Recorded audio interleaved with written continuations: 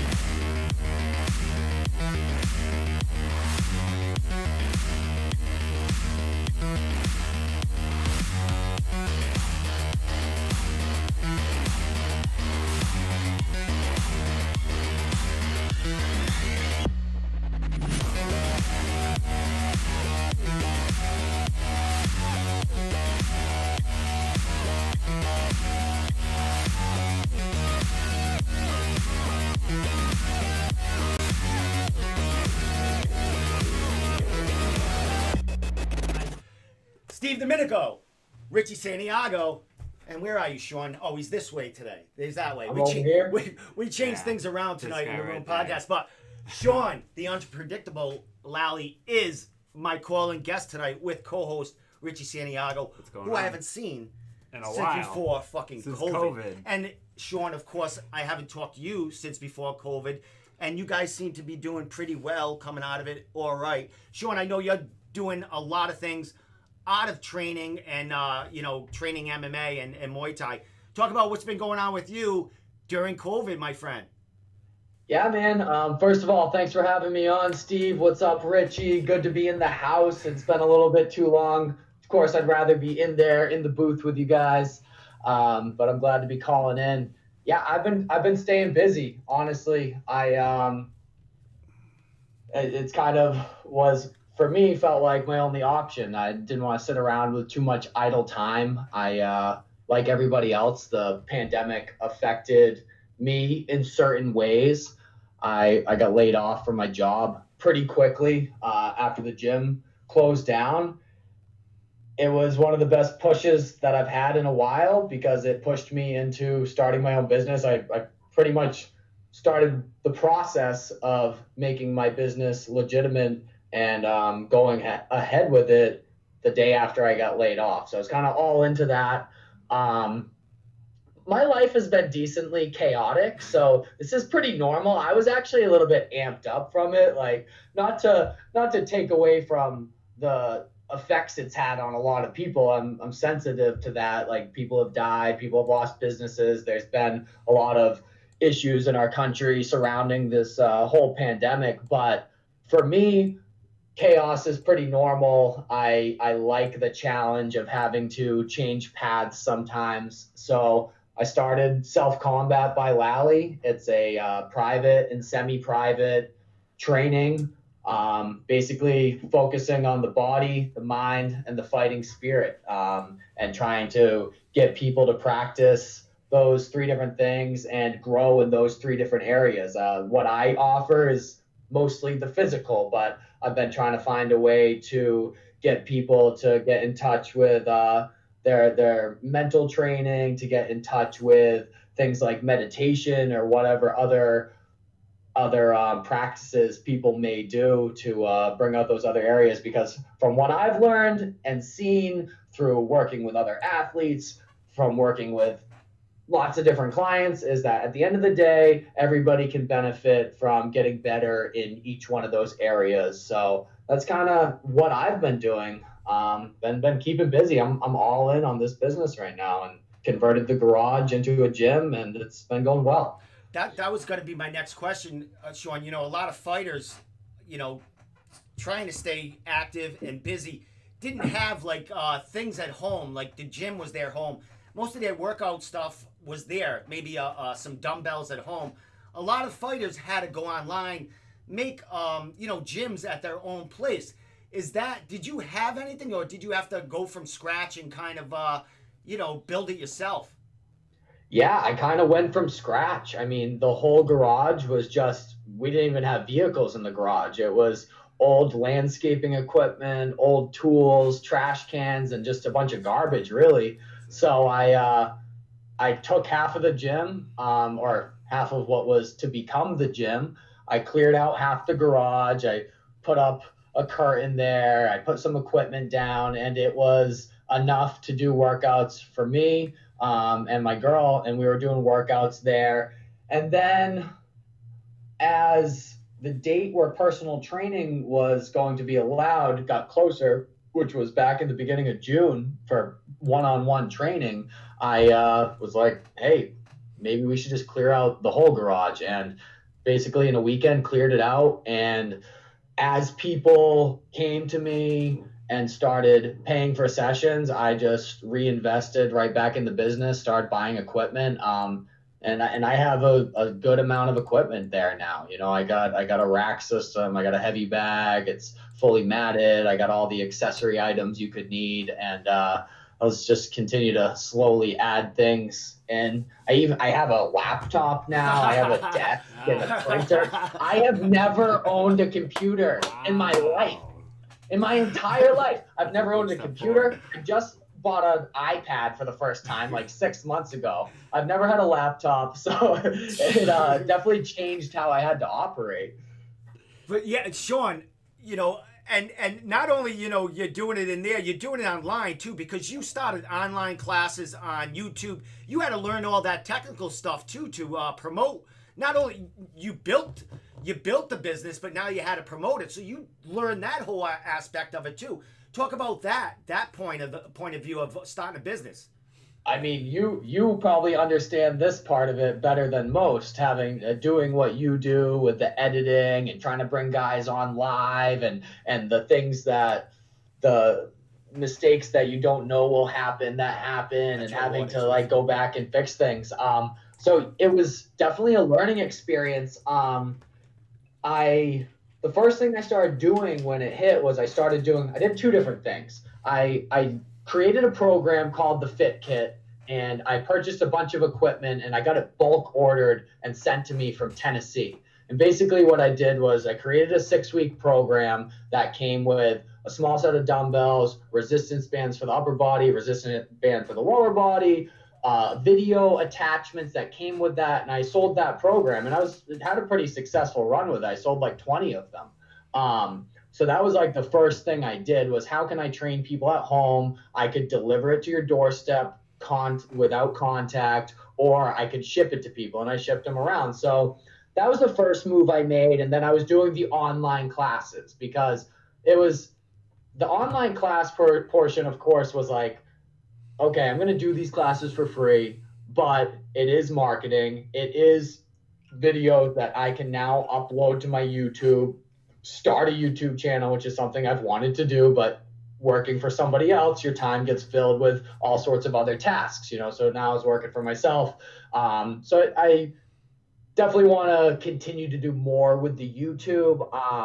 But I kind of just started learning how to, luckily I've had experience teaching in front of a camera before, talking in front of a camera just through fighting and things like that. So I was somewhat comfortable. I bought the tripod, got set up, or the tripod and got set up. And I kind of just started teaching classes just as if I would teach in front of other people. But it was pretty awkward those days at the gym by myself, yelling at the camera for 45 minutes. It requires a lot of energy. You have to really you have to put on basically a performance. When I teach a class, a lot of times I'm motivated. Am I as motivated as I appear to be? Not always. But that's your job as a coach and someone who is there to motivate people and get them off their asses. So, not to interrupt this great story, but one of your best friends out there, Fabio Charant, is saying he's very bored. You got any dirt on him? Can you shut him up for a minute? I was going to ask you, what happened in the hotel that you didn't want to talk about? Listen, I'm not going to talk about what happened in the hotel. You could waterboard me for 6 hours and I'm not talking. Well, say, I love Fabio, and I love giving Fabio shit. It's the best is when it's me, Greg Rebello, Tommy Davis, and Fabio have this group chat that has been going on for over 2 years called the Oreos, and we just shit on Fabio, and it's never ending. It never gets old. It makes me happy when I'm sad. It's a wonderful thing. Dude, man, well, he's talking about some cucumber. I don't want to get into that. It's a rated R show. Leave the cucumber out of it. So we're not talking produce tonight. Let's talk a little bit about this. I'm gonna reach out to Fabio, have him on, and maybe have you guys on together down the line also. But talk about that experience heading during COVID with Fabio to help him out during this huge opportunity he had. LFA, yeah. Yeah, that was a really cool experience. I've always wanted to get involved with some coaching side of things, of course, with fighters. I still don't see myself as Fabio's coach, but I see someone who has myself as somebody who has a lot of insight into the game, has a relationship with Fabio, is his teammate, and was his coach while we were out there. And that was my job while we were there. We had a great trip out. He had some issues with his weight, as everybody knows. But it was one of those things where you learn from those types of mistakes. And I know that he's on point with everything now. We were actually training today. Me, him, and Tommy were in the garage 12 rounds earlier today, getting some work in. So that whole experience was great. I mean, it was super exciting to be able to go out there. I was honored that he wanted to take me out there. We went out. We always have a good time together. It was a relaxed feel. We were joking, and he was ready to go, as he showed in the cage. He didn't have as much time as he would have liked to prepare for the fight, but when he got in that cage, I mean, he hit the kid. Every punch he threw landed. He probably hit him with about three, 4 shots, wobbled him with a nice big hook, body to the head. And it was funny, right before we walked out to the cage, Fabio's like, he wants to knock somebody out. We all want to knock somebody out, but he's 5-0 with 5 submissions. Fabio, you're not a striker. You're a submission guy. So right before we went out, I'm like, dude, if he rushes into you, don't not take his neck just to try to right. Catch him with a punch. He's like, obviously, and that's what happened. Fabio's got that vice grip whenever someone shoots in, especially if it's some sort of a desperation shot, which that's what it was. The kid got wobbled. He didn't like how that made him feel. He took a desperation shot, and he was snoozing a couple of seconds later. So it was cool. I was pumped just to watch live fights. Yeah, I was going out watching the fights, in the shadows, checking them out. Like that was one of the coolest parts of the whole experience too. How was it with no crowd? And coaching, like how'd that feel to be able to actually hear yourself? I know you've been in corners before, but how was that experience? Yeah, definitely a different experience. It's a little more intimate between you and the opposing corner, for sure. You can hear them, you can hear what they're saying, and everything changes. It's like I said, it's more intimate. You can hear the breathing, you can hear the footwork, you can hear the strikes landing, that pop. Yeah, it changes everything a little bit on both sides, where if you're barking instructions that the other corner is going to hear you as well.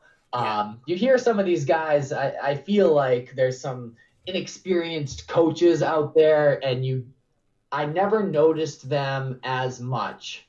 And I say inexperienced on how they coach their athlete when they're in the cage, because I never noticed it with the crowd. But now if you watch some of these UFC fights with some of these up and coming guys, you hear their coaches yelling so many.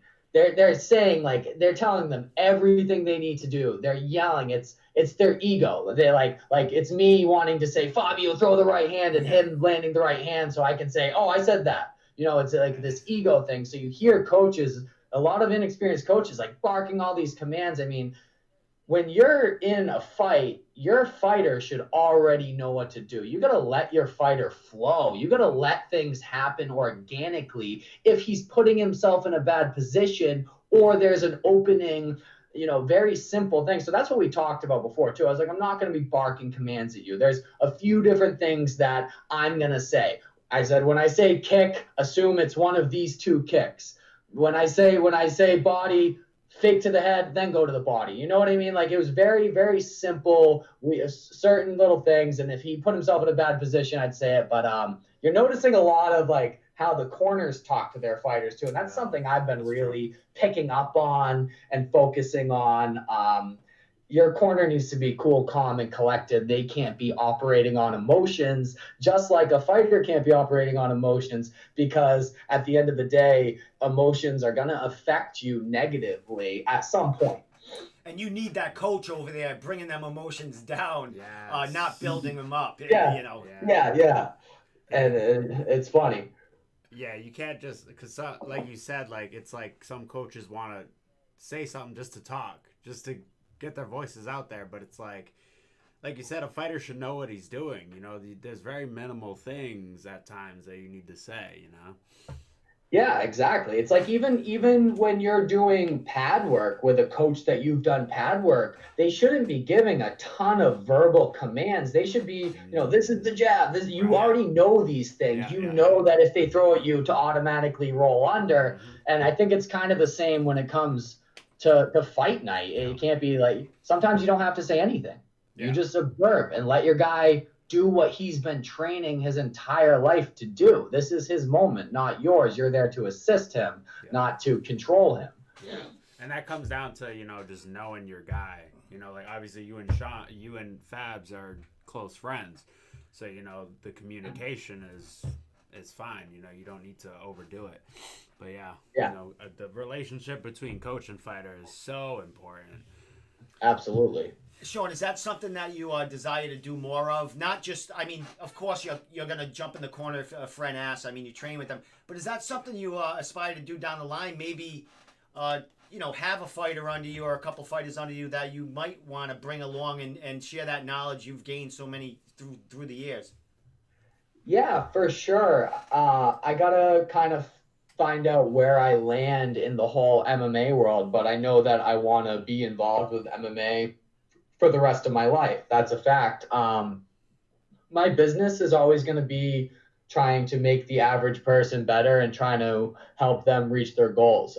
Unfortunately, there's not a lot of money to be made career-wise in training just fighters, unless you're training a couple like top-level fighters, and then how long's that run gonna actually last? And it's no attack on the fighters, but we want to mop the mats for free classes. We're not paying a premium rate for private training sessions. Yes, right. So as far as my career goes, it has to be geared more towards people who have a disposable income, who aren't throwing everything into fighting as it's their life. They're doing this for overall health and wellness. With that being said, I got 3 different people right now, 2 guys and a female who aspire to fight. I'm actually training this one girl right now, and I'm excited about her. She's a purple belt in jiu-jitsu. She's like 115 pounds, in her early 30s, got decent hands. And I tell them each, I see myself as your striking coach, with strength and conditioning and influence, and a mentality coach. And I do want to work with a couple of these fighters to help them get some fights, and of course always be available to fly out with any of my friends. And maybe that turns into me coaching a guy at the UFC, but it's not my main focus. Even when I open my own gym, I'm going to have a team practice, but it's still not going to be my main focus. I'm going to ask him now. You get something for him? No, I was just saying, like you said, like, in one shape or another, guys like me and you, we're going to be involved in fighting no matter what. So it's like, if we end up in a good guy's corner, it happens, It's not, what I aspire to, but yeah, if it happens down the line, that's something I would be willing to do too. Yeah, absolutely. I mean, I love going out there. I was when I went to LFA, I got on the side of the cage and I just looked at his opponent. I was just going like this. Yes. And I could tell he was out of his fucking zone because he kept walking and he kept looking back up at me like, who's the crazy white boy leaning over the cage? And I'm just like, That's interesting. I've never seen a corner man do that. he couldn't keep looking at Fabio. He kept glancing up at me. He's like, who am I fighting? I don't know. Funny. Like they're not letting anybody in the place, but they got Sean against the cage just staring at him. Like... That's too funny. So, dude, all right, we talked about Fabio. We talked about your corner and other fighters. We talked a lot bit about your business, which is doing very well. Let's talk about Sean, the fighter himself. You went to LFA. Did you get the itch? You said you wanted to take a year off, and it looks like most fighters around the country, around the world, have to take. I picked the right year. Yeah, exactly. Yeah. No one's making up ground on you, Sean, man. They're all hanging out. But you officially said it before anyone else. I'm taking a year off. So, did you get the itch? What was going on at LFA? Did you rub any shoulders? Did you get in anyone's ear about maybe, hey, I know how to knock people out myself? Yeah, I mean, I'm very excitable when I get around it, and especially when I'm training with these guys. I've trained with some serious guys over the last couple of months. Of course, Fabio and Tommy, but I've trained with Jorgen, I've trained with Mike Rodriguez, and when I'm moving around with these guys and I feel good, I get excited. I want to compete. I mean, I'm going to be 30 in November. I feel the best I have in years, physically, mentally. My weight is lower, my skills are up. I think taking the pressure off and just training because I love training and because I'm a martial artist and a martial artist at heart has really given me a chance to grow in the game. So when we were out there, I talked to Mark, who's the vice president. I said, hey, listen, I'm ready to fight at 170 on 4 weeks notice. I said I was going to take a year off, but technically it's been almost a year and a half since I fought because I dislocated my shoulder with Shedrick. That's right. I had that whole recovery process, but then I did a full fight camp for that guy, Robert Gidron, who never showed up. And then they tried to replace him with Raymond, whatever his name is, Keenan Raymond. So they tried to do that. So I had a whole camp there. And then I was preparing for that Muay Thai fight with Shedrick. So I had basically a whole camp there. But it's been a year and a half since I've competed. So I've given myself the time, not all by my choice, but the time has gone by. And like I said, I feel better physically, mentally. And when I was out there, I put my name into the pot. I said, listen, if you need a guy on 4 weeks notice, I said, if you're bringing Fabio back out here, you could have a 2-for-1 special. I'll come out here and fight too. Why not? Yeah, I'll come. I'll come. Me and Fabio talked about it. We'll corner each other. Yeah. Richie will come with you. Yeah, Richie, you roll with us too. Hell yeah. That'd be fun. Like when we went to Florida. Oh God, yeah. Why would you guys all fight in Florida one time? Yeah, we went to a fight in Florida. Oh, all right. Yeah, we went down to watch Manny Bermudez. That's what that was. Yeah. A UFC fight in Orlando. Yeah, it was a UFC fight. So then, didn't really hear anything from there. So I reached out to Carlos Carrera, and I'm like, hey man, he got me my last Bellator fight, and I know he has some ties with them. He gets some other guys in. Said, hey, I know Bellator's got a bunch of fights lined up. Why don't you throw me into the mix?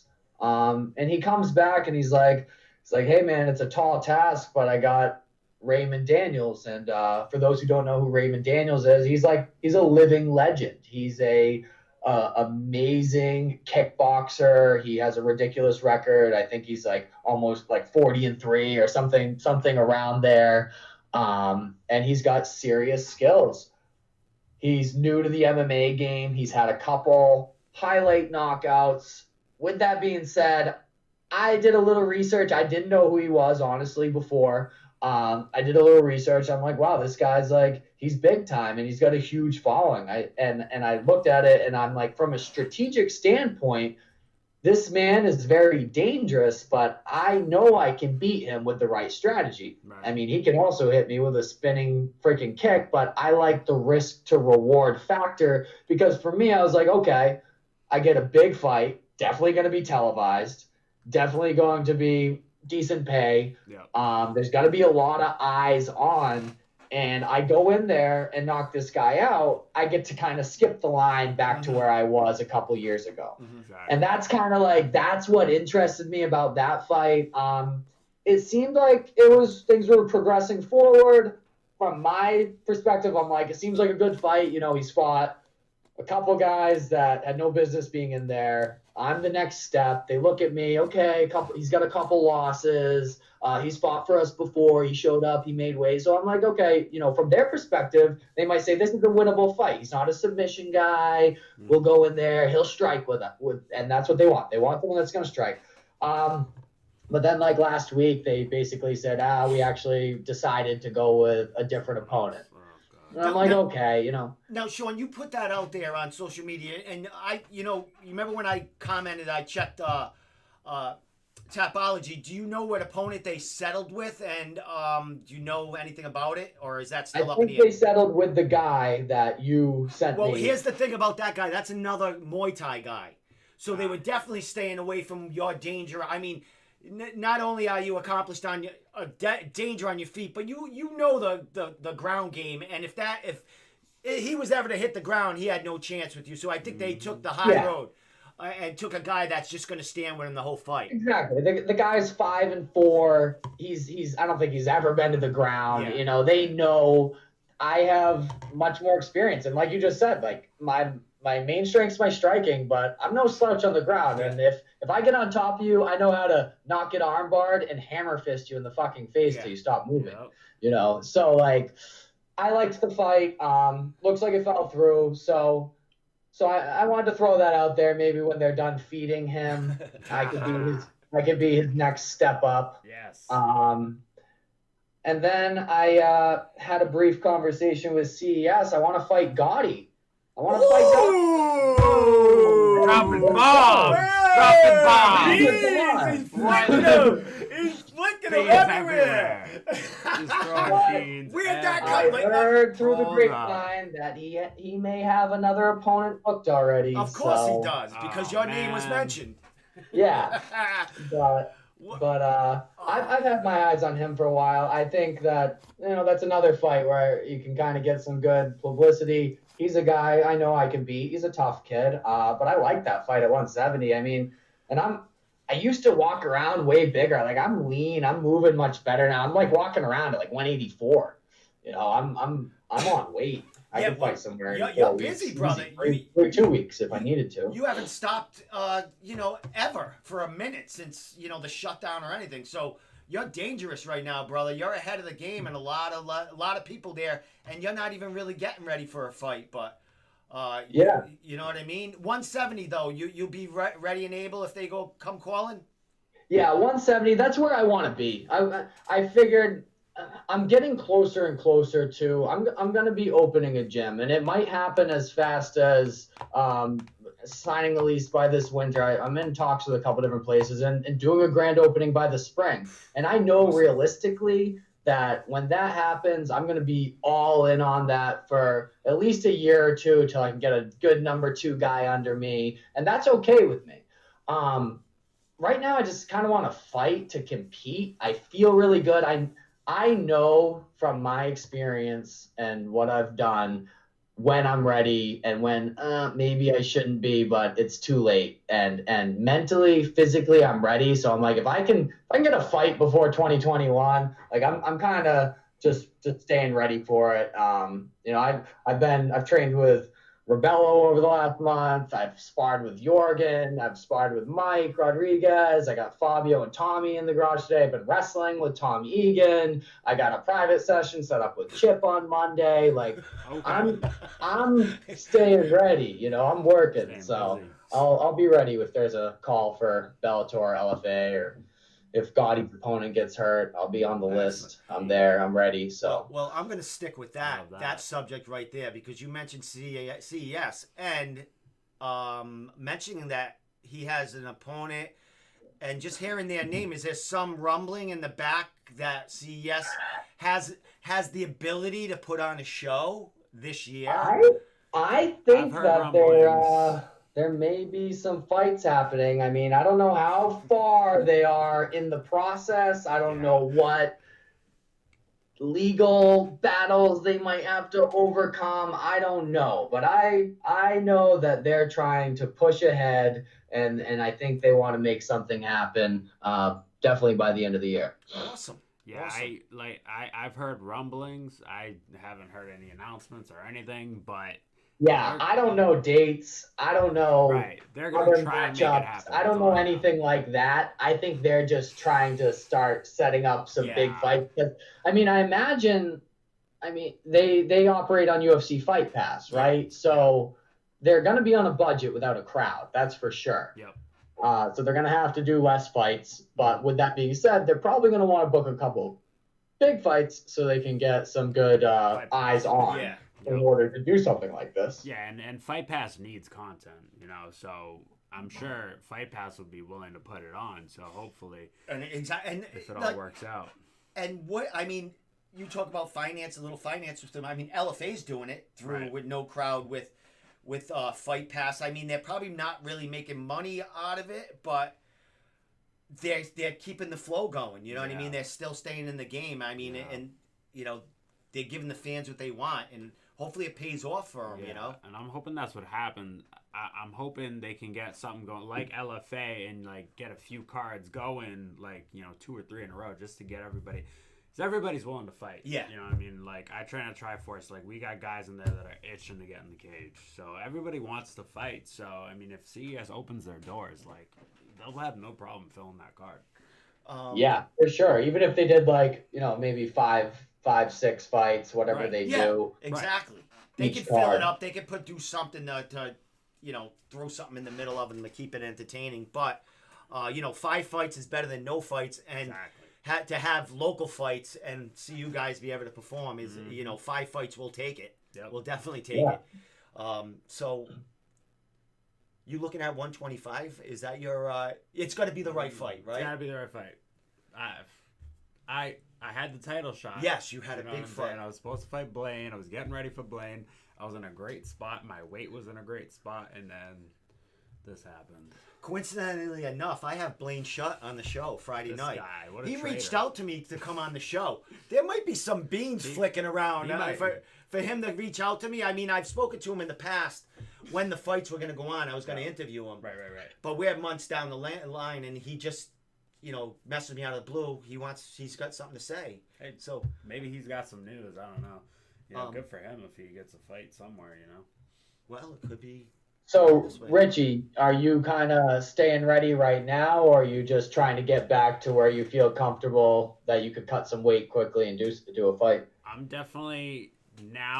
training enough where I feel like, if I get a call, I can get, for 135, I can get ready ASAP. 25 is a different animal, but 35 for sure. I can be ready in a couple weeks. Nice. Right now I've been at Triforce. I'm there, I'm there Monday, Tuesday, Wednesday. I'm at 401 Boxing with Jose Santos a couple times a week.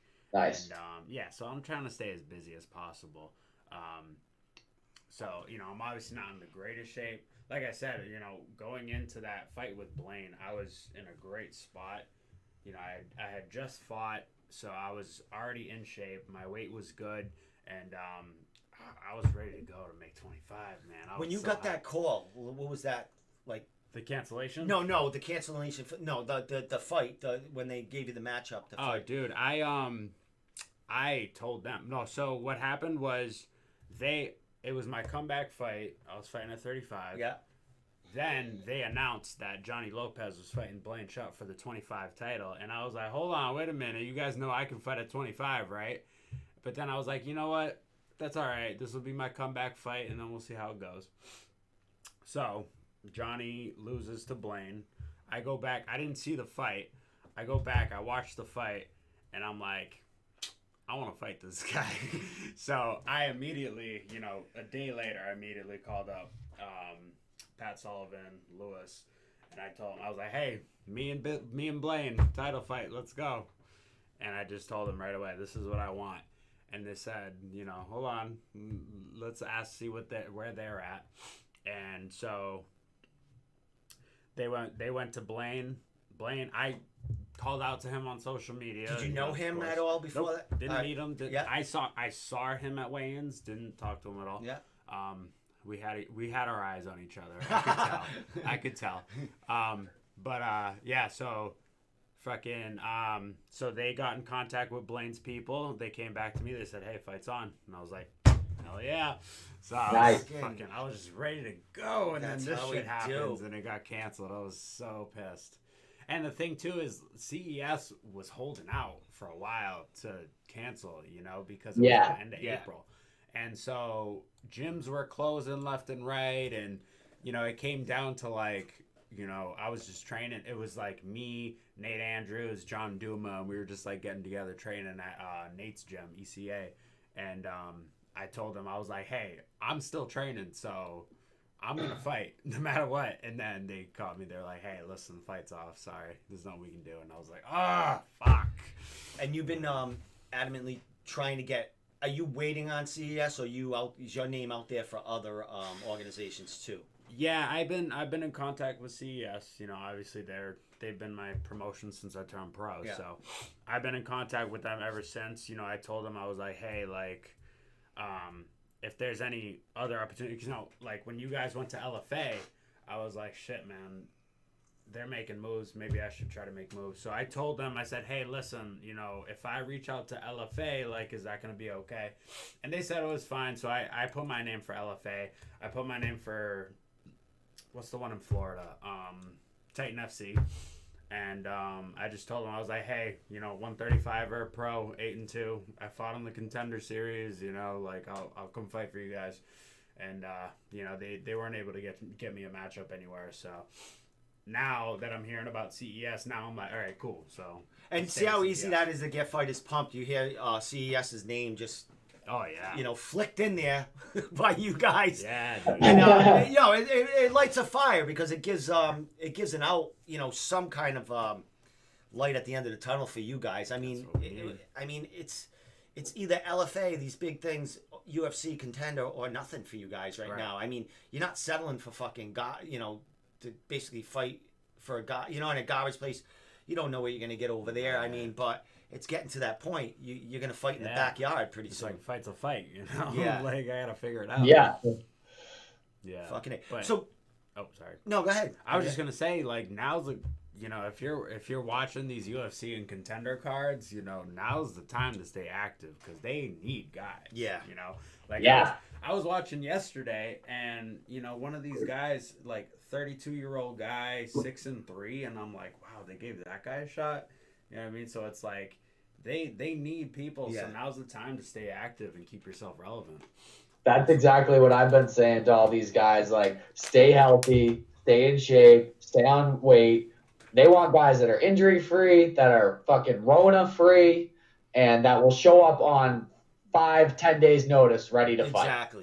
And that was kind of my thought process with okay, let me get one of these big fights and I'll be hanging out at 9-5 with 7 knockouts. Yeah. They'll pick me, Yeah, exactly. I need to get back in the win column. Yeah. That's it. And here's the thing, a fight with them and a win, I mean, that boosts you right up. I mean, leaps and bounds past anyone because no one's fighting. And right.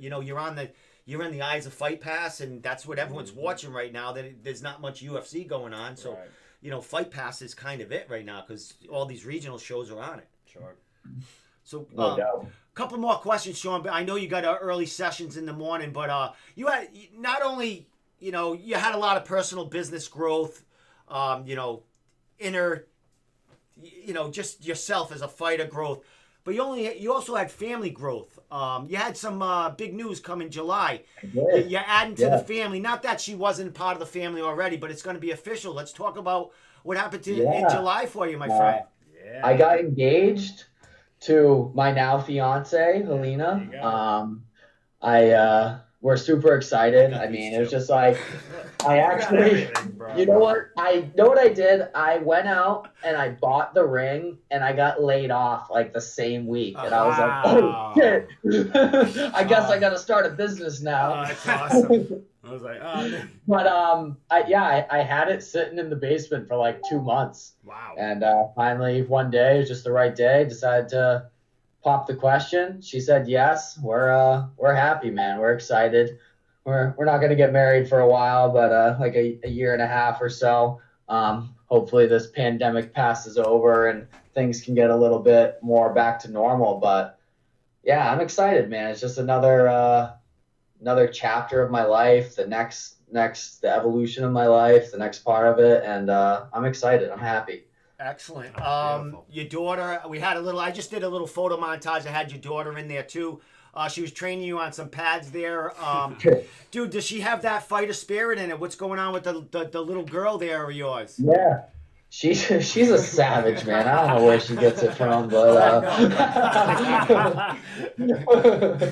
but she's rough and tumble. I mean, she loves her unicorns and her princesses and all that stuff too. And I'll do the tea parties and play the puppy games and all that stuff with her. But I pick her up. Her legs are covered in bruises. She just likes to play hard and make people laugh. And she's gonna be 5 in October, so Jesus. It's crazy how time passes. But she's all about coming in the gym. I'll when I have her on the weekends, I'm like, I bring her into the gym while I work out. I'll do like 10 pull-ups, 10 push-ups, 10 squat jumps. I'll play with her and her teddy bear for a couple minutes. Then I'll go back. I'll do some deadlift. I'll shadow box, and then I'll go like lay a blanket over a doll and just like get it in no matter what. But That's awesome. It's funny because she loves doing the workouts along my side sometimes too. Excellent, my man. All right, well, Sean, I got one last little video I've been throwing photo montages up the whole time we've been talking, so when you get to look at the podcast, I think you'll be happy with it. But there was the beginning of the COVID. We all know you're a funny guy, Sean. I mean, if you're hanging around ribs, you have to have to be able to hang. Yeah. Yes. But Sean, I mean, a lot of people were doing their thing in COVID, but you were actually making a couple of videos. But I got one here. I'm surprised you didn't get arrested for it, but I have a little video of you on a treadmill outside in the middle of the fucking winter. Snow. First of all, it was an elliptical, Steve. All right. Yeah, get your gym equipment right. What's going on with this, brother? Best meme of COVID right here. Best fucking meme of COVID. What's going on, brother? Now, wait a minute. Was that a workable machine? Was that like an operatable machine that you said, I'm bringing this outside and I'm going to make a video of COVID? Or was that in the garbage? So this elliptical has been sitting in our front entryway and used as a coat hanger over the last year. And when I started setting up the gym, I was like, hey, can you help me move the elliptical out to the gym? So we picked it up, but right when we got outside the gate, I was like, hold up. This is a perfect video opportunity. Set it here. Here's my camera, babe. Will you film me on this real quick? But that was just like an in the moment thing. It fucking worked, man. I spit out my oatmeal. What's the caption? Let me blow it up so everyone... it says something about COVID. Let me put it right here. What's it say? When you respect social distancing, but still gotta put in the work. Dude! Wait, did Eddie would say anything? Was there anything People just drove by. I was like, I want to be as serious as possible. Serious and disgruntled, like insane looking for a second, like on a mission. The whole reason I started the business and I've been like getting myself in some of the best shape of my life is because like the alternative is very bad for me. I'll go fucking nuts. Right, I will lose my mind. I'll hurt people. I'll probably hurt myself. I don't know. It's just dangerous. So I gotta stay busy. Awesome, man. Well, Sean, you're doing great things, man. Not only in the business, your personal life, getting ready for any fight coming your way, but you're taking care of friends and training partners, helping them out on their journey, my friend. Thanks so much for coming on, brother. I appreciate Thank you, it. fellas. It's always a fabulous time. I miss you, man. I miss you at the Cage Titans. I miss, I getting know. together, man. I look forward to doing a little pre-show with you again at some point. Too much handsome out there, man. There's too much. Too They much. need it, man. Yeah. Way too much. Oh, well, Richie, good to see you too. I'm actually going to get out to Triforce soon. Yeah. I was talking to Fabio about that today. I was about to say, come by. Maybe we could plan a trip and see you too, Steve. Do awesome, a little in the booth action. Definitely, man. I got a bunch of cameras here. I can get everyone in. I can get half a Triforce in this room at this point, man. So last thing, Sean, I know social media is big and you got the huge following and you're making moves with the business on there. So shout out everything you need to shout out and we'll let you go. All right, guys. Yeah, I appreciate your time. Self Combat by Lally is an official business now. If you want to come, get some personal training. I offer striking skills. I offer strength and conditioning or just straight up general ass kickings. Hit me up. Send me a message. I'm also going to be uploading more videos to my YouTube channel for the next 6 weeks, starting this Friday. They're going to be 45-minute body weight workouts. I'm going to do it live on Instagram. I'm going to upload it to YouTube after that. That's also Self Combat by Lally. So if you want some free workouts, and just stay tuned. I'm working on some intro to boxing videos, different programs, things like that. Shout out to all my teammates, all my clients, my family. And that's about it, man. Awesome, my friend. Anything you'd like to say to Sean before? Well, you'll be seeing him soon, but yeah, hopefully. But yeah, like he said, I miss you, Sean, man. Hey, next time someone gets a fight, I'm in. I want to go. Okay, yeah. I'll keep you posted. I know you're always down for a trip, so I'll be out there to see you guys soon. I know you might be doing some sparring again soon over at Triforce. Yeah. Come see us. All right, cool. Yeah, I'll hit you guys up, but take it easy, fellas. All right, my man. We're gonna talk a little bit about the Joe fight on Friday, and then we're gonna get out of here. But Sean, thanks for calling in, man, and have a great morning with your kids. Yeah, we'll do. All right, man. Take care. Later, guys. All right, that was fucking awesome. Thanks, Sean. Awesome. Love talking to Sean Lally. Yeah, he's awesome. All right, so let me just get Joe's poster up here, and then we'll talk real quick about him. I don't know if you we did a write-up on the fight. Okay. Travis did. Yeah. Travis, always awesome doing that. Let me just put Joe's poster up here, right here, and get rid of this. Where the fuck is it? Live calling. There we go. All right, let me shut that down. Yeah, man. Big fight too, huh? Main event. Huge fight. That's awesome, man. I interviewed Joe's opponent. Yep. Mr. Moore there. It's like I'll say it. I said his name wrong. I thought it was Grant. It's Brant. He didn't correct me though. He said, "Oh, fucking." Oh, jeez. No, but he was a really nice guy, man. Okay. But he is positive that Joe's never faced anyone that is in it. He was talking about like who's Joe's face and who's he. It's paper. Mm-hmm. We know like you're looking at paper. It doesn't always tell what's going on. You know what I mean?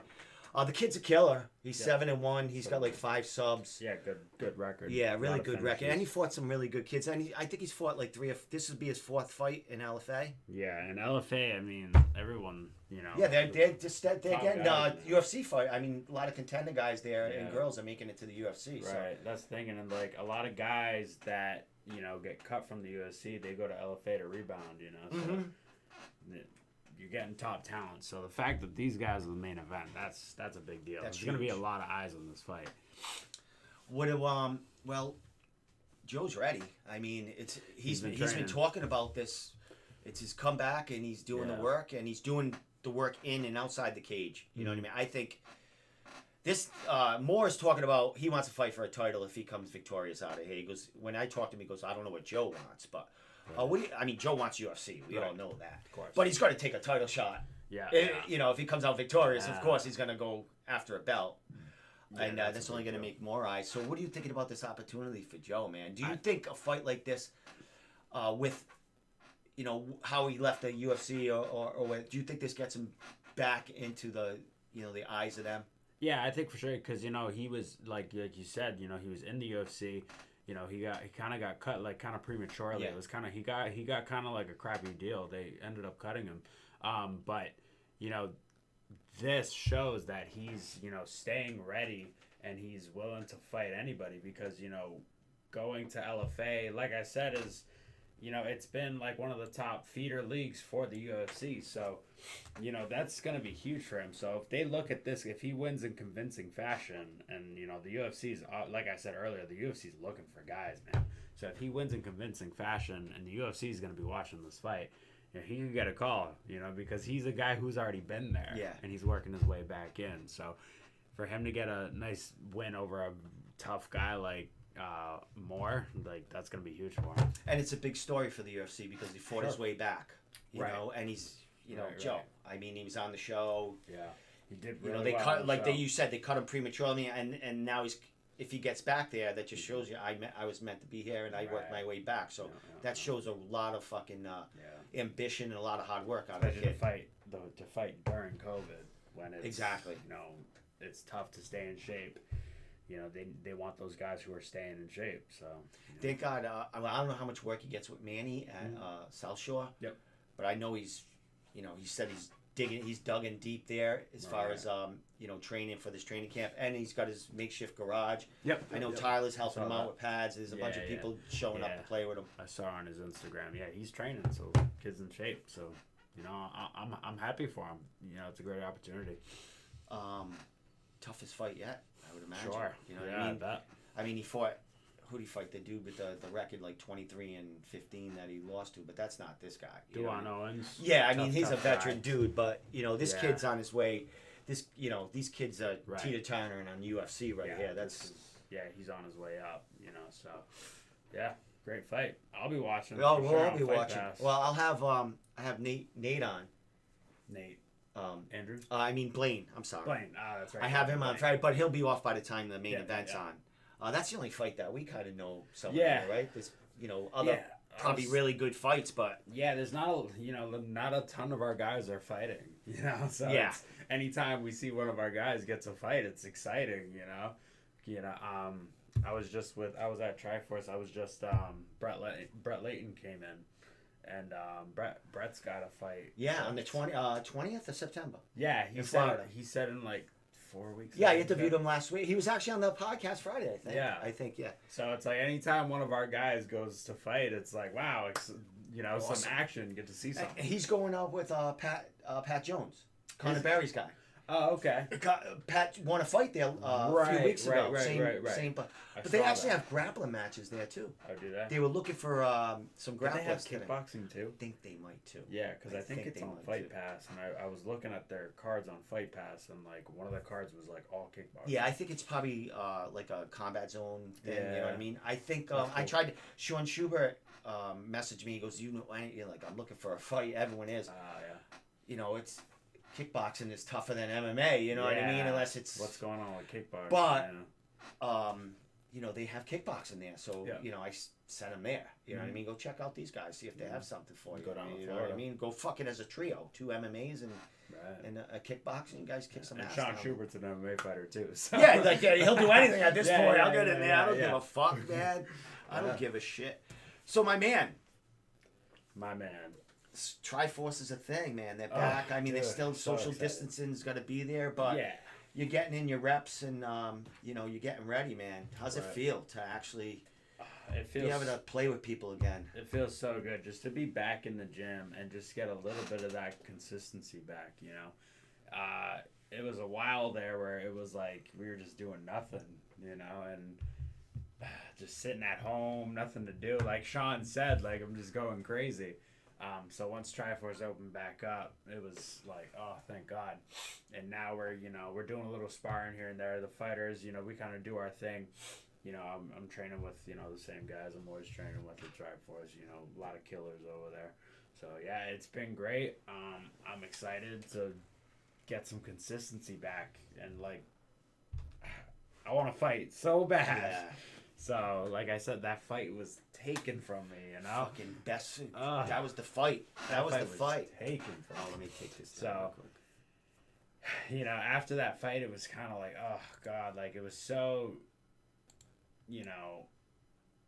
so discouraging because and now I'm sitting at home with nothing to do. While I was getting ready for this fight, I was in great shape. My weight was good. I was at a great headspace, and then boom, it's gone. So, you know, now it's kind of like picking up the pieces and being like, all right, what are we gonna do next? You know, so we'll see. Well, Blaine's still there. Yeah. I have him on Friday night. Maybe he knows something we don't know, but we'll talk to him. Maybe we can get you guys on Bellator. Hey, who knows? Bellator would be cool. Yeah. I mean, he won the title. He's stagnant now. You know what I mean? So he's pulling his hair out too. I'm so, sure. Yeah. You know. I'm sure he's trying to do something. CES comes out with something going on. Here's the thing that, like, you know, Karen put out the premiere thing. Mm-hmm. We all knew. I mean, I knew 90% that wasn't happening just by knowing things in the back and what's going on. Yeah, especially you know, fans really don't know, and you know, they think it could happen or whatever. Right. They don't know how much it costs to put on a show with no crowd and like what the loss is. But you know, CES. You know, we've been waiting for some kind of rumbling, but they're CES. They're not going to put out anything unless it's written in stone, and they're not going to get anyone's hopes up.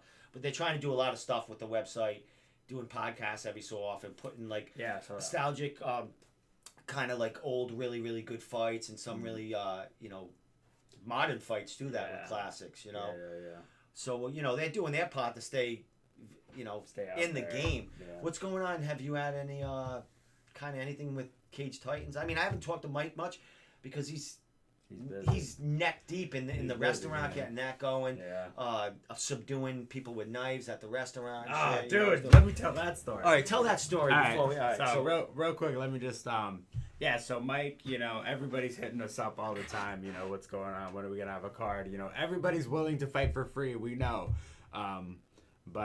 So Mike, you know, if Mike doesn't answer you, it's just because he's so busy. You know, that Coop's Bar and Grill, he was the manager of, and now he bought. So he's the owner, operator, you know, he's working the bar. So he's over there. He's so busy. He's, you know, working open to close every day. So give Mike a break. Don't hit him up too much. So let me tell you this story.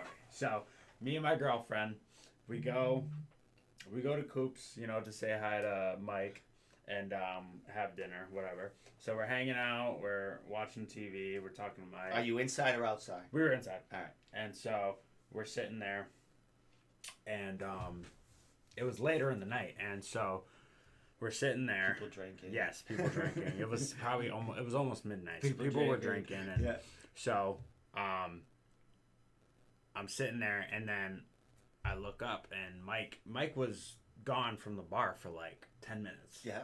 And I was like, where the heck is this guy? Like, you know, I was like, what is he doing? And so I forget who it was. One of the other workers who I knew came up to me and was like, hey, Mike has a guy pinned outside. You should go over there. And I'm like, oh, okay. So I get up. My phone would have been right out. Dude. No, hold on. So I get up and I run outside, and I'm like, because I'm thinking, like, if he's got someone, you know, what if, you know, the guy has a friend that, you know, sucker punches him? Yeah, exactly. Like, I got to have his back. Yeah. So I run out there, and then I just see Mike. He's got the guy full neon belly. Matt Serra style. Yeah, Matt Serra style.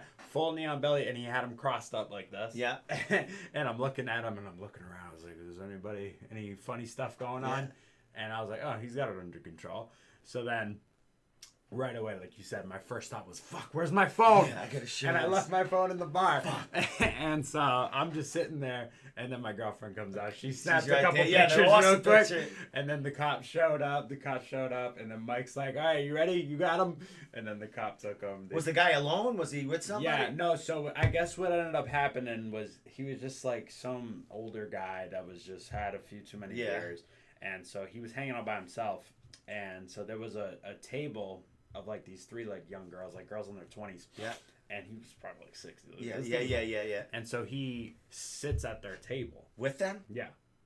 And then he's just like bothered. At first they're kind of like laughing it off, like, all right, dude, go away. Yeah. And then he's like starting to be creepy. So he's staying at the table. Right. All right. So then they're like, all right, can you leave? And then so they told the waiter, their waitress, they were like, hey, this guy, like, we don't know this guy, and he won't go away. Yeah. And then the waitress didn't know what to do, so she runs. She didn't know Mike could. Did she know Mike could Oh yeah, strangle she him? knew. Oh, all right. So yeah. she ran in, she grabbed Mike, and then. Right. And so then, she did know Mike could. Yeah. Oh yeah, they all know. Everybody knows. Yeah. And not only is Mike the owner, he's also the bouncer. The bouncer, yeah. But so Mike comes out and he goes to him. He's like, "Hey, buddy, you gotta go." And he was like, "Oh, like what? I'm just doing my thing. Like whatever, leave me alone." And Mike's like, "No, like you don't know these girls. You gotta, just come inside. I'll get you a seat inside." Yeah, he wasn't throwing him out. He was just saying you gotta move. Diffusing the situation. And so then he starts mouthing off, swearing at him. And he was like, "All right, well now you gotta go." Yeah. And then he's like, he's like, "Hey, like I'll pull my pistol on you." Oh, forget it. He says. Yeah. And then Mike goes, "Oh, so you have a gun?" And he's like, "Oh, mother," and he stands up like this. And goes like this. That's it. And then Mike grabs him and fucking throws him to the ground. It was they had the film of it because they put that out. And so Mike throws him on the ground. And like the guy's drunk, so he couldn't do anything. And he didn't have anything. Yeah. He didn't have any weapon. He had 2 knives. Did on he him. have fucking a knife? Yeah. So he did have a weapon on him, the motherfucker. Yeah. So he had 2 knives on him. So he must have. That must be like I mean, you threatened someone with I don't know. I mean, you had a weapon. I don't know if he got arrested. Mike probably didn't press charges anyway, right? Not. He probably just said, Who "Fuck knows, it, kick him out for life." Yeah. You know? So I mean, I don't know if he even got arrested because the cops showed up and they were just kind of talking to him like. They probably Mike was probably said, "Nah, just get him out of here." They it's didn't all put good. him in cuffs or anything, so I don't know what happened to him. Just a drunken fool, man. Yeah, I mean, I carry a happens. knife, but I'm not gonna say someone. Right. I got a pistol in my back pocket Yeah, ever. right, like, I'm not gonna tell anyone I have it. But what the Yeah. fuck? No, So it that was that was Cage Titans. What card was that? What Mike had? What's that? What card was it? Cage Titans what? Oh, The one where geez. Mike just took that guy. 49. It was Cage Titans 49. Mike. Yeah. So there you go. So we had a little. Cops action did nothing. there. Lila saying. Cops did nothing. Didn't even come in and ask for the that's video. it. Yeah, yeah. So I'm guessing they probably just told him to go home. Yeah, they don't do much nowadays. There you go. Yeah. So. Awesome. But yeah, well, no, it was interesting. That's for sure. Well. So yeah, Mike's busy. I mean, nothing. Yeah. When Mass came down with that, limited the people to fucking 25 people. I know there was some talk. Maybe you could have it at pins with limited people. Right. He has the flow combat that helps. Yeah. But if pins, it could have worked. But as soon as they said nobody. I mean, you can't even have a corner and doctors and judges that makes up more than that's like 70 people. You know what I mean? You gotta give them at least 2 corners. Yeah. And then you have all the commissioners and it's like, fighters with a couple of corners. Yeah, it's crazy. We need like at least 50 people just to put a fight on. Just to have the personnel. Just to have it. Yeah. And then that's not even counting like the people, the camera people, Yeah. the producer. And everyone at that, I mean, So, then the promotion has to pay, I would imagine, for the COVID test. People have to, like this, that's got to be factored in. Make sure everyone has had it or has some kind of We're going to have to do some sort of screening. Something. Yeah. It's crazy. It's crazy. Rhode Island's different. I don't know how Rhode Island's working. Yeah. I'm not really paying attention. I'm paying attention more to Mass because there's more promotions fighting there. I mean, CES is different. You know what I mean? Yeah. But Rhode Island, I don't think... I think Massachusetts is definitely more strict than Rhode Island. It's just finding a place to have a Rhode Island because I don't think Twin Rivers is Twin very River, keen on having an event. Twin River's open. Yeah. But I think it's pretty strict. They do their social distancing. Right. But I don't know what their deal is with the commissions, with the state and governor and stuff having that. So, but if they can have it anywhere, there's a sufficient place in Rhode Island for them to hold a card. That's for sure. Yeah. It's just finding a venue or whatever. If they can't do it at Twin Rivers, I mean, if they're willing to do it just with no crowd and you guys, limited paying the fight. Yeah, dude, because that's what essentially it's going to be. You got to train. You got to to pay yourself to train, do all this stuff. Blah, blah, blah. Because they're not going to be able to pay us. Yeah, nothing. I mean, hopefully you might get a couple of sponsors on the way. Right. That you could make a little that way. Mm-hmm.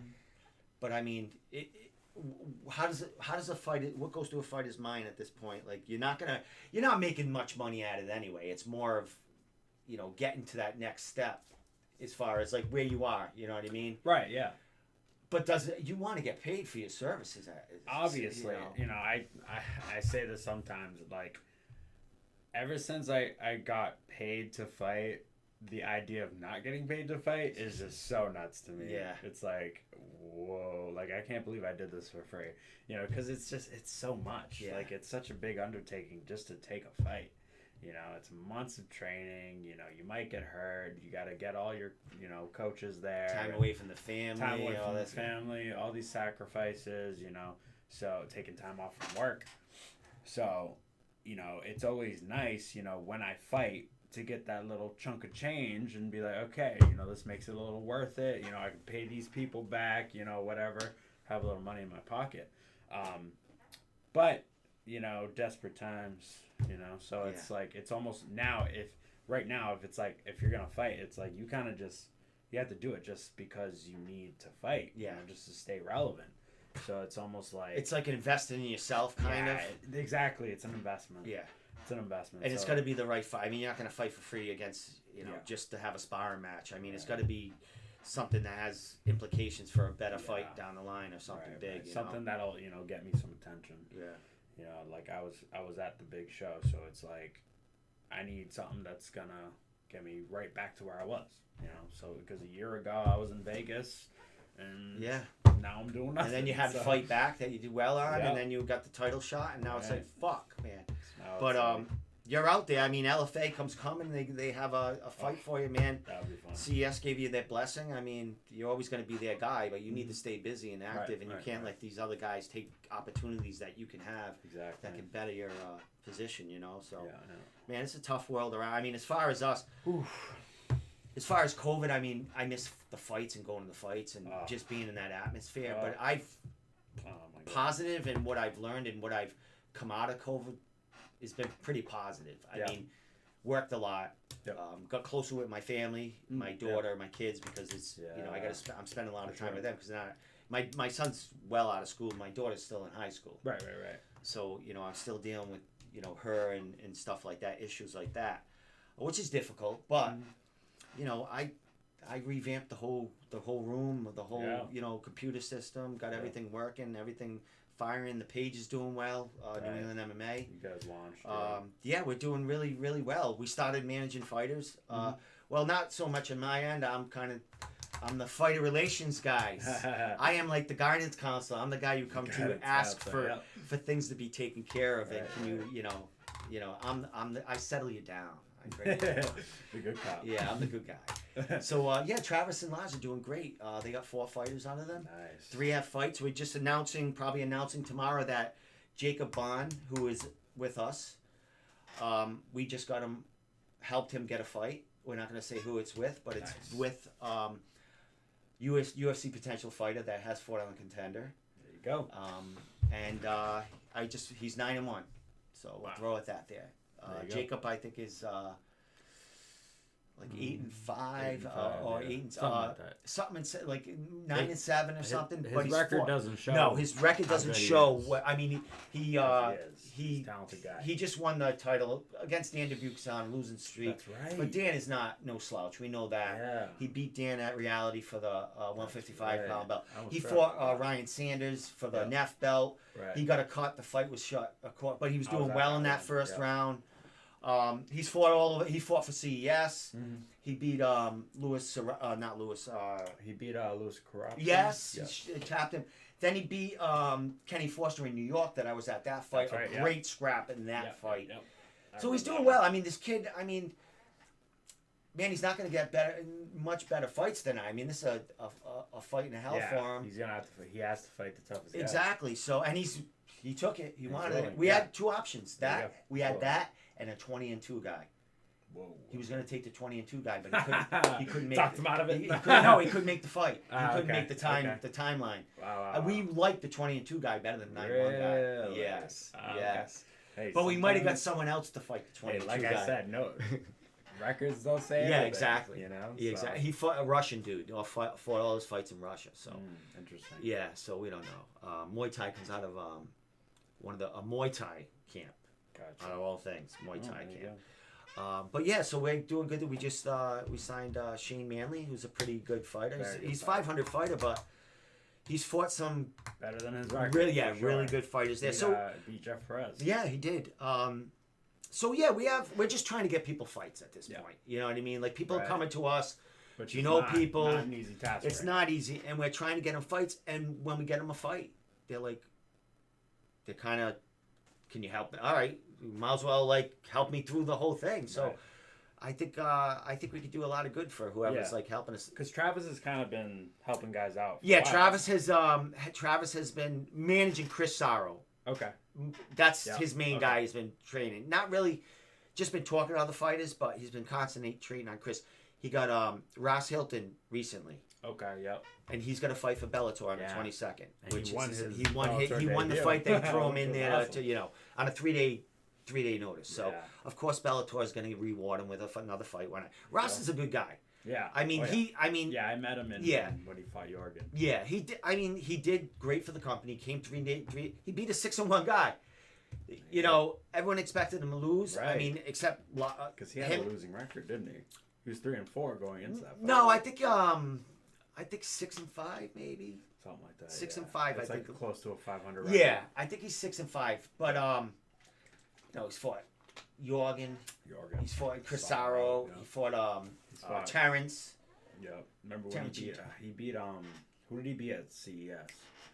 Eric Bedard. Yeah. That was a battle. Yeah. So come on, he just beat a guy that was 6-1, and on 3 days' notice took the wind out of the guy. The guy was gassed beyond belief. He looked, that guy did not look like he had a full camp. Fuck? That was That's crazy. what I was saying. I was like, wow, I can't believe he took this on 3 days. So Raz has got a fight with a 1-0 guy. That's awesome. You know, let's give him another fight. The guy's 1-0. He's probably someone that Bellator might be high on. A young guy, 1-0. Yep. Raz is stepping in there.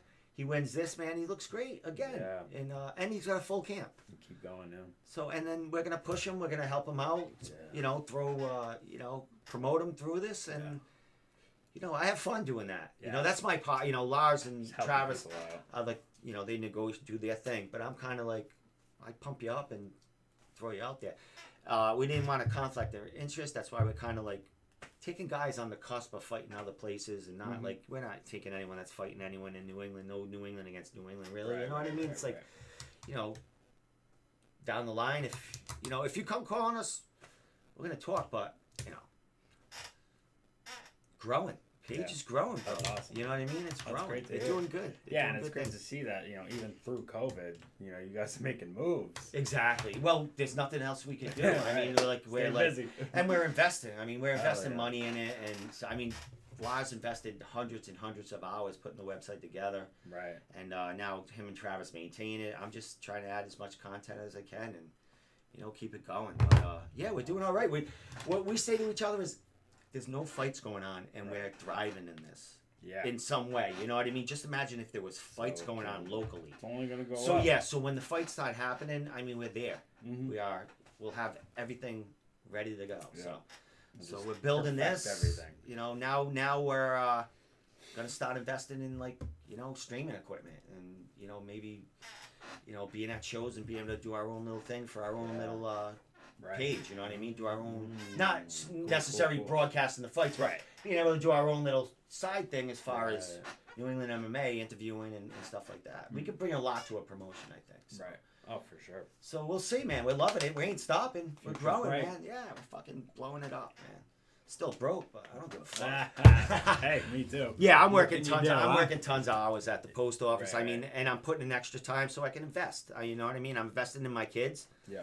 And in something I love, ambitious here, and I'm not going anywhere. I'm just playing with it. I love it. Fortress of Solitude, Rich. Ah, good. You know what I mean? Every time I come in here, there's something different. Well, I have all signed shirts now, so I have them. They're not there. I want to put them all up. Like I did Brian Ortega's shirt there. Oh wow, T City. He's signed, but I have. I met him in Dustin Vegas. Poirier. I have signed stuff from him, and from. Yeah, you want one? I got a poster signed by him. You want? Oh no shit. Cool. I got one by the other guy I forgot his name, fighting, but man, great show. Awesome show. Fucking awesome. It's always good to catch Lally, up. Fucking you. Yeah. Awesome. Two studs in the MMA world in New England and beyond. Yeah. Hanging out in the room. Fucking A. Doing what we can do, especially with what's going on. Awesome. So you're out there. You're ready. You're ready to go. I'm like, me and my girlfriend went on vacation last weekend. We were in Maine for 4 days on the lake. And when I got home, I was just like, I need to just get, consistency back. Like, I need to make moves. Like, I'm like a regular person now, man. I'm just like a really in good shape guy that can kick ass person. Right. You know what I mean? Right. You need to get into a fight camp and get back into. Put me in a cage. Yeah, awesome. I'm done with just sitting around doing nothing. Like, I need to. Let's get right. Let's do something. Awesome. Well, dude, let's end this show so we can end it and people can rewatch it, and I can let you get on your way. And man, a pleasure, my man, a fucking pleasure as always, my man. So, Richie, anything you want to say to the folks before I let you go? Like I said, Sean gave all his social media. My social media is right there. Honestly, that's another thing. I got to get back on social media because I've been kind of dead through this whole thing. But, I'll get back on. I'll start posting for you guys. So definitely follow me. But, yeah, nothing much to say right now. I have no news to give anybody. So it's you're out. Your name's out there. So you're looking for something there, going on. And I want to do something. So, let's see what happens. Awesome. Well, Richie Santiago. Killer in MMA. I know you're ranked high in a couple of 135, 125. So you're flexible even though 125 if the fight's right and you have time to get ready for 135. You can get in there and 35. I can be there. Awesome, my man. Well, Richie Santiago, thank you so much once again for coming up. Come up anytime. I know you're right down the street. Love it. I'm here alone every Wednesday night. I can I got templates now. I can change the show in a drop of a dime. Yeah, I like the video calls. That's cool. Yeah, I got that. I figured that out. I got to give props to Mike Polvier. When I was doing it on here, he taught me a lot of stuff with OBS. Yeah. Which Mike gave me a lot of pointers how to do this and YouTube. But Mike, I like there's been times right before the show's going live and something not working, and I've called him like Mike. And I took like a screenshot of it, or I did a video live of it with him on the phone. He's like, "Oh yeah, you're gonna press this button." Mike is good, man. He's good with all that stuff. So. Oh, New England MMA say, let's find you a fight. There you go. Fucking Laz is always ticking. Laz, all right, man. Get it going. Get him a fucking fight. I'm in. All right, man. So, from the Room Podcast, Richie Santiago, Sean Lally, great show tonight. I will be back Friday night with who am I got on? My potential opponent. Yeah, Blaine Shutt. If that fight stays together. Yeah, we'll be on Friday night. We will be going live probably for like an hour, and then we'll be off by the time JoJo is fighting. Let me throw his poster up one more time. Watch the room, and then you go watch the room, and then watch LFA. You don't have to watch the whole card. You can just watch Joe get his hand raised. So don't forget, Joe is headlining LFA. I think it's LFA 89, I do believe, against Grant Moore, who's 7-1. He's got 3. This is his 4th fight for them. He's on, I think, a 5-fight winning streak, and he's got like 4 or 5 finishes. Wow. And they are rear naked chokes, and I saw Von Flew. Yeah, he had one of those. Yeah, so he's pretty good, and he talked about learning a lot of stuff during COVID, sharpening up on his judo. Well-rounded kid. Seems like a really, really good kid. You know what I mean? So great fight. 2 young kids. He's 25, 26. Has been at it as long as Joe. Yep. Since he was like, it's a great fight. Didn't even have hair on his balls yet. But with that said, it's on Fight Pass, right? Yeah, it's on Fight Pass. So with that said, the Room Podcast. Thank you. We out.